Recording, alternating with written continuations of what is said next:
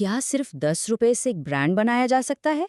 आज हम एक ऐसे नौजवान की कहानी जानेंगे जिसने सिर्फ एक ठेले और एक छोटे से ख्वाब से शुरुआत की और ये साबित कर दिया कि सच्ची लगन और ईमानदारी से कुछ भी, वाकई कुछ भी मुमकिन है।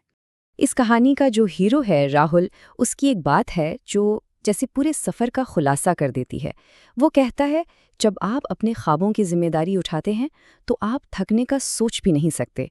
और बस यही वो सोच थी जिसने उसे हर मुश्किल में आगे बढ़ने की हिम्मत दी।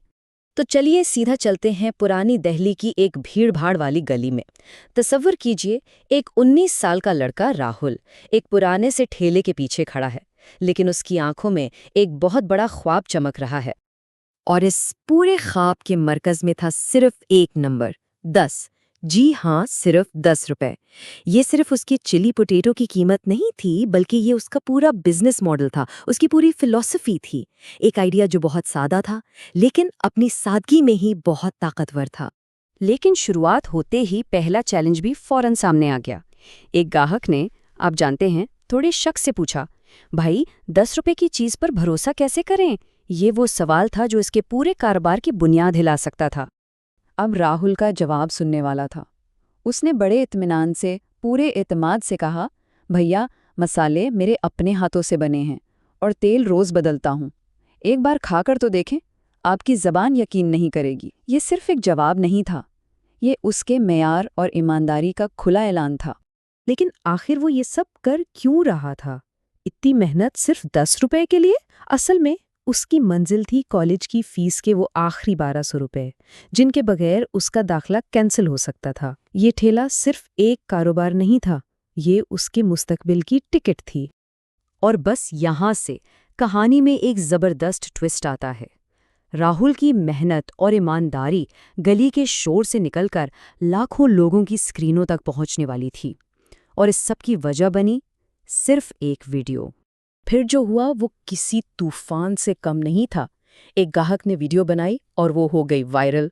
फिर क्या था, लोकल मीडिया ने फौरन उस स्टोरी को उठा लिया और बात यहाँ तक पहुंची कि उसे अपनी ही कॉलेज में स्टॉल लगाने की पेशकश हो गई। और वहीं से स्ट्रगल किचन का जन्म हुआ। कॉलेज में ट्रायल के दिन एक प्रोफेसर ने ऐसी बात कह दी जो शायद उसके लिए सबसे बड़ा अवार्ड थी। उन्होंने कहा, ये सिर्फ चिली पोटैटो नहीं है, ये तुम्हारी जिद्दोजहद की खुशबू है, और यही चीज़ इसे सबसे अलग बनाती है। तो आमतौर पर हम सोचते हैं कि यहाँ कहानी का हैप्पी एंडिंग हो गया, लेकिन असल चैलेंजेस तो अब शुरू हुए थे। कामयाबी अपने साथ नई किस्म की मुश्किलें लेकर आती हैं, जैसे कि सरकारी दफ्तरों की पेचीदा कार्रवाई। और सबसे बड़ा मसला क्या था कि कॉलेज में स्टॉल चलाने के लिए एक फूड लाइसेंस चाहिए था, लाजमी।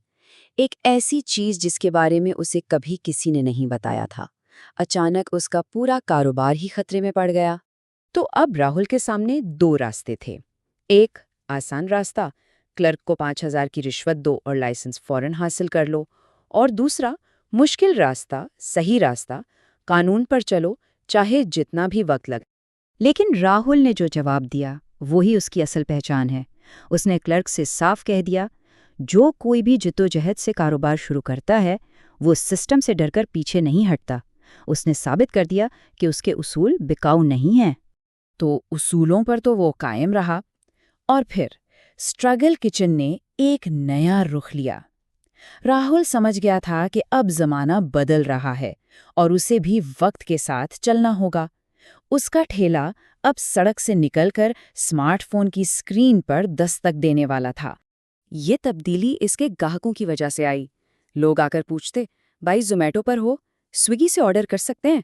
तो उसे एहसास हुआ कि अब लड़ाई सड़क पर नहीं, ऑनलाइन है।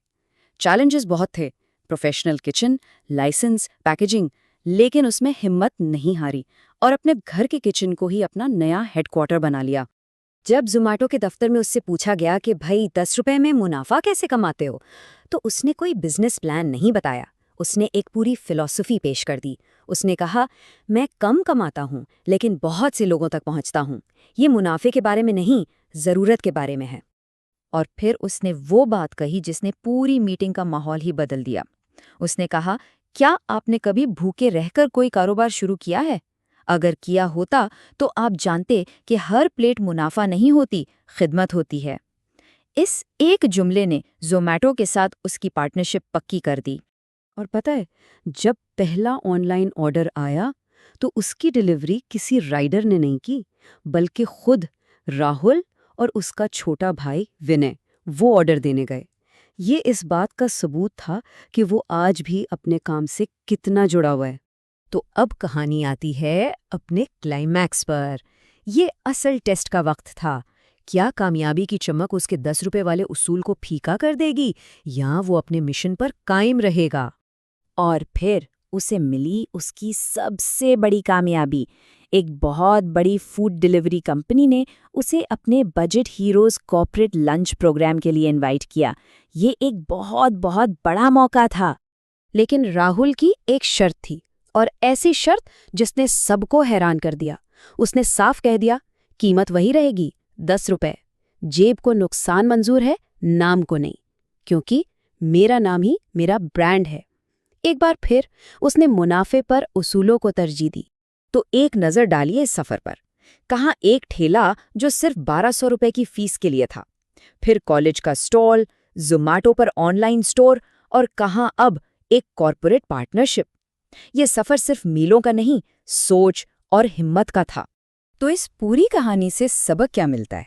यही कि जब आपके पास ईमानदारी हो, मेहनत हो और जायका हो, तो 10 रुपए की एक प्लेट भी एक बहुत बड़ा, एक कीमती ब्रांड बन सकती है।